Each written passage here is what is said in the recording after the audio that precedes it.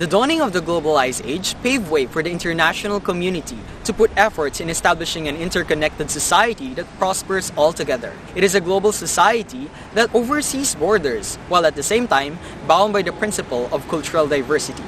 This ineluctable human evolutionary process, we popularly refer to as globalization, has affected myriad spheres of contemporary human life as it widens, deepens, and speeds up worldwide interconnectedness. Globalization, as it is classically defined by Anthony Giddens, is the intensification of worldwide social relations, and the advent of such phenomenon has created linkages between and among distant localities, shaping the lives of their people. However, the birth of an ideology always breeds ideas of counter-reaction. Globalization has always been under scrutiny for being a two-edged sword. Those who extol the valuation of the concept of interdependence on one side, and those who fear that globalization conjures an unfamiliar shadow of cultural imperialism. While the debates go on, there is one fact that will adamantly remain to be true, and that is the existence of globalization, and that the changes it effectuates to the global society are inevitable. Education is one among the spheres of life globalization has made a strong impact in. The rapid development of communication and technology gave rise to the ineludible shift of values, ideas, and knowledge weaved into the tapestry of education system, which evolves the roles of students and teachers, subsequent to the global movement from an industrialized to an information-based society as a way to adapt to the global outlook that is globalization.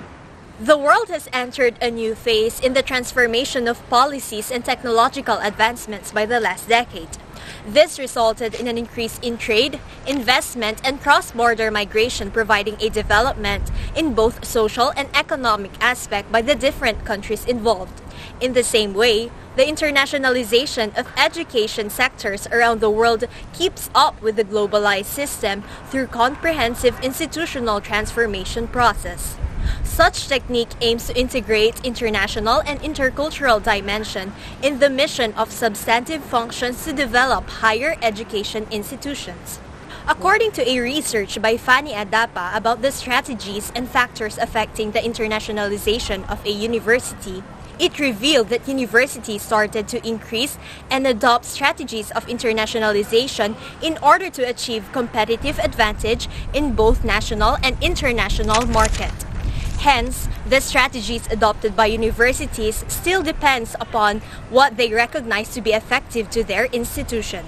This concurrence of internationalization and the specialized techniques and strategies apropos of adaptation of the internationalization by the different specifically for their advantages along their circumstances set by the respective institutional setup is a phenomenon we call glocalization. Glocalization, according to Blatter 2013, is the simultaneous occurrence of both universalizing and particularizing occurrence of contemporary social, political, and economic systems. The year 1990s, education and employment changed profoundly because of this technological advancement and economic crisis happening in the year 1980. Higher education gained more attention because of this small institution like research university that seeks to generate new ideas to the innovation of a national system. They train more individual citizens to become professional and scientists. This effort resulted to the development of human resources of a country. In the 21st century, globalization and technological development alters people's perspective in education. Regional economies like ASEAN help people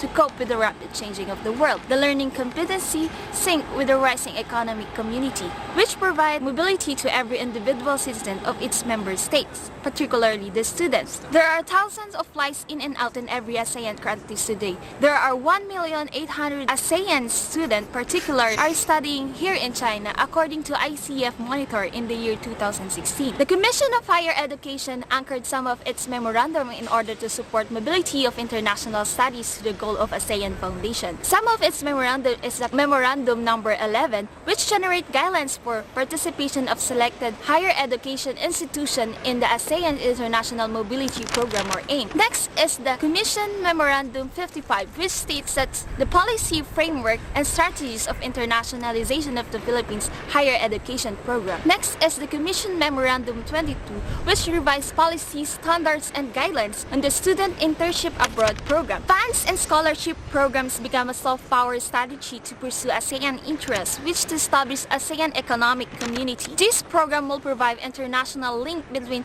students and institutions in ASEAN and the destination of the student according to the article ASEAN poised to usher new era of regional mobility of ICF Monitor. We can see therefore that there is a shift from the exercise of soft power from either based purely on national defense and or idealized notion of world peace. Nowadays, countries regard education as one of the best ways to promote national interest and thus soft power. Education today is now veered from merely a national government policy to an academe linked for the betterment of the human community as a whole. Furthermore, as the fall of the Soviet Union, many states tend to use soft power more and more, using the counterpart has the risk of being labeled as an aggressor. Currently, the number of countries regarding education as the best way to promote national interest in the world stage is increasing. People's Republic of China, the United States, Turkey, Russia, and Germany have implemented a variety of higher education programs for the benefit of attaining soft power. This results to the intertwining of the concept of politics and geopolitics, and the future leaders studying abroad have more sympathy and more positive attitude to the countries where they have studied. Finally, we can see that the education system as one of the most important aspects of exercising political and social power, and its improvement leads to the improvement of the entire country, if not the whole world. ASEAN, together with CHED, has the hope of using education to promote soft power using international studies. But the question is, how does this hope translate into the actual experiences of the students in the program and the viability of student exchange program as soft power by understanding individual outcomes from students who has presumed foreign influence? 我们是暨南大学的中国，谢谢，谢谢的聆听。